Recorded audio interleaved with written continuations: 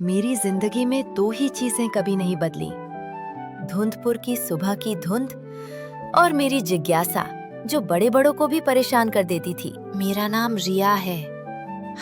मैं 22 साल की हूँ और मेरे गांव के लोग मुझे हमेशा एक ही बात बोलते हैं, रिया तू जरूरत से ज्यादा सोचती है। ये बात सच भी है और नहीं भी, क्योंकि अगर मैं ज्यादा नहीं सोचती तो शायद मैं उस रात धुंधपुर की अनसुनी झील तक कभी नहीं जाती, और अगर नहीं जाती तो मुझे कभी पता नहीं चलता कि इस दुनिया में सिर्फ एक ही दुनिया नहीं है। हमारे गांव में एक झील है, लोग उसे अनसुनी झील कहते हैं, क्योंकि कहते हैं कि वहाँ कुछ सुना ही नहीं जाता, आवाजें जैसे निगल ली जाती हों, पानी जैसे पत्थर बन गया हो, हवा जैसे सोई हुई हो। गांव के बुजुर्ग उसका नाम भी नहीं लेते, जब कभी लेते हैं तो सिर हिलाकर बस इतना कहते हैं, वहाँ जाना मत रिया। और हर बार जब कोई मत बोलता, मेरी जिज्ञासा 1 इंच और बढ़ जाती। उस रात मैं नींद में थी, अचानक जैसे किसी ने मेरे कान के बहुत पास से कहा, रिया। चारों तरफ गहरा अंधेरा था, किसी का नाम लेके पुकारना, वो भी आधी रात। और वो आवाज किसी इंसान की नहीं लग रही थी, जैसे पानी के भीतर से निकल कर आई हो। मैं घबरा नहीं रही थी, अजीब तरह से शांति थी मन में, जैसे मुझे पता हो कि ये आवाज मुझे बुला नहीं रही, याद दिला रही है। बाहर धुंध फैली थी, इतनी घनी कि हाथ सामने करो तो हाथ भी ना दिखे, फिर भी मुझे लगता था कि मुझे रास्ता दिख रहा है। और उस रात पहली बार मैं झील के बिल्कुल किनारे तक पहुंची। अनसुनी झील बिल्कुल वैसी ही थी जैसी लोगों ने बताई थी, आवाज शून्य, पानी बिल्कुल स्थिर, जैसे किसी ने पॉज बटन दबा दिया हो। मैं धीरे से पानी के पास जाकर बैठ गई। मैंने उंगलियां पानी की सतह पर रखी और तभी पानी ने मुझे छुआ। हाँ, पानी ने मुझे छुआ, जैसे कोई हल्का सा हाथ मेरे हाथ पर फेर रहा हो। और उसी वक्त झील के बीचों बीच एक धीमी सफेद रोशनी जगमगाई। रोशनी बढ़ने लगी, धीरे धीरे, बहुत धीरे, धुंध जैसे उसके चारों तरफ घूम रही थी, और 1 सेकंड में सब कुछ काला। मुझे होश आया तो मैं किसी काई से ढकी जमीन पर पड़ी थी। हवा में हल्की खुशबू थी, फूलों, बारिश और कुछ ऐसा जो मेरी दुनिया में नहीं था। मैं उठी, चारों तरफ घने पेड़ थे, पर उनके रंग अजीब थे, हर पत्ती जैसे अपनी रोशनी खुद दे रही हो। मैं कुछ समझ पा रही थी, कुछ नहीं। तभी पीछे से एक आवाज आई, तुम आखिर आ ही गई। मैं उछलकर पीछे मुड़ी। एक लड़का खड़ा था, साधारण, बेहद साधारण, जैसे मेरे गांव का ही कोई हो। हल्के कपड़े, सरल चेहरा और उसकी आंखों में गहरी सुकून भरी चमक। तुम कौन? मैंने पूछा। मैं अर्जुन, उसने मुस्कुराकर कहा। और तुम उस दुनिया से आई हो जहां लोग झील से डरते हैं। मैं बोली, ये जगह क्या है? उसने कहा, धुंध के पार का संसार, वही जिसके बारे में तुम्हारी दुनिया सिर्फ कहानियां सुनती है। मैं हक्का बक्का उसे देखती रही। मुझे यहाँ क्यों बुलाया गया? जिसके लिए वो तुमसे खुद मिलेगी। और पहली बार मुझे लगा कि कोई कहानी शुरू हो चुकी है और अभी उसका पहला पन्ना खुला है। अर्जुन मुझे एक पहाड़ी के ऊपर ले गया। वहाँ एक चौड़ी घाटी थी, बीच में फैलता हुआ सुनहरा शहर। लेकिन ये शहर टूटा हुआ था, जैसे किसी बड़े तूफान ने इसे चीर दिया हो। और वहाँ एक चट्टान पर खड़ी एक लड़की, सरल नीले कपड़े, हल्के से बंधे बाल, चेहरा सामान्य, पर उसकी आंखों में मानो पूरा आसमान छिपा हो।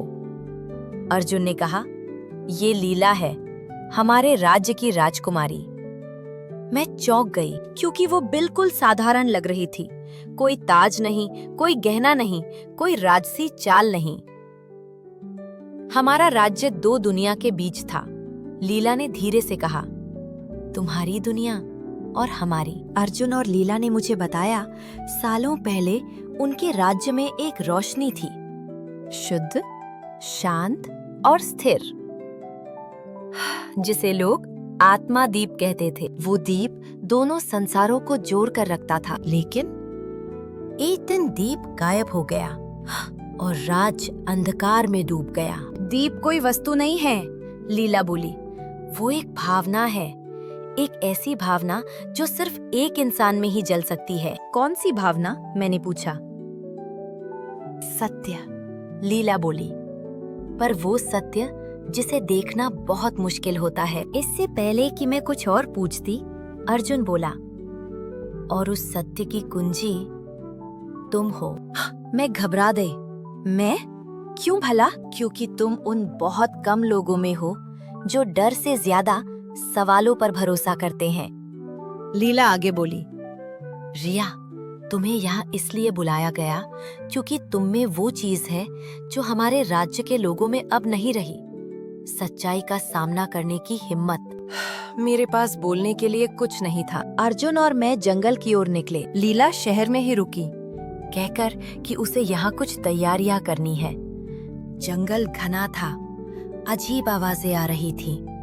जमीन नीचे से कभी गर्म कभी ठंडी हो जाती। अर्जुन बोला, दीप यही है, पर इसे लेने वाली तुम हो। क्यों? मैंने पूछा। क्योंकि दीप दूसरों की छाया देखता है, पर अपना प्रतिबिंब सिर्फ सच्चे मन में। मैंने झील में कदम रखा। पानी ठंडा था, लेकिन स्वागत जैसा लग रहा था। मैं डूबती नहीं थी, बल्कि पानी मुझे नीचे ले जा रहा था, जैसे मैं हवा में चल रही हूँ। नीचे एक मंदिर था, उसके बीच में एक छोटा सा दीप, शांत, स्थिर, जैसे मुझे देख रहा हो। मैंने हाथ बढ़ाया और दीप मेरे सीने में उतर गया। हाँ, दीप शरीर में समा गए। मैंने आंखें बंद की और तभी मुझे सच्चाई दिखी। सच्चाई ये थी, राज्य का दीप किसी ने चुराया नहीं था, वो खुद कमजोर हो गया था, क्योंकि लोगों ने सत्य देखना बंद कर दिया था। राज्य टूट गया था इसलिए नहीं कि दीप गायब हो गया, बल्कि इसलिए कि लोग अपने भीतर की रोशनी खो बैठे थे, और दीप उनके मन की हालत देखकर धीरे धीरे बुझ गया। लीला राजकुमारी होकर भी अपने लोगों का मन नहीं पढ़ पाई। अर्जुन राज्य का संरक्षक होकर भी उन्हें संभाल नहीं पाया। दीप ने उन्हें नहीं छोड़ा, उन्होंने दीप को खो दिया। मैंने आंखें खोली, अर्जुन मेरे सामने था।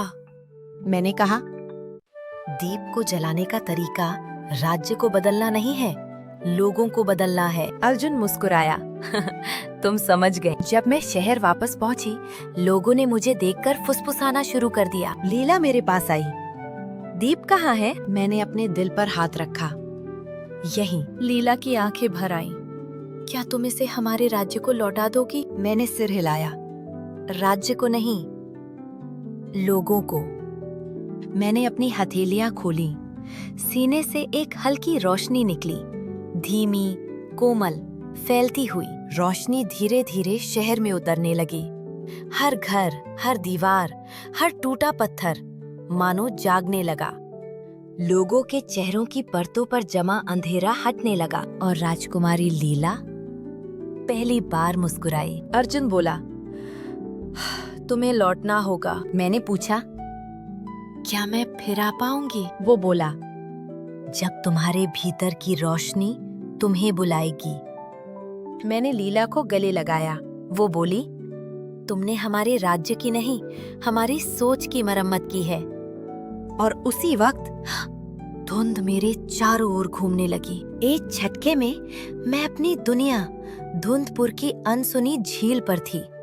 सूरज उग रहा था, पर आज धुंध कुछ अलग लग रही थी, हल्की, चमकीली, जैसे मुस्कुरा रही हो। मैं घर लौटने लगी, लेकिन मुझे महसूस हुआ मैं अब वही रिया नहीं हूँ जो रात को यहाँ आई थी। मैंने सोचा था कि मुझे किसी दूसरे संसार में जाकर कोई जादुई चीज, कोई बड़ा साहसिक काम करना होगा, लेकिन असली बात बहुत साधारण निकली। दुनिया तभी बदलती है जब लोग अपना सच देखने की हिम्मत करते हैं।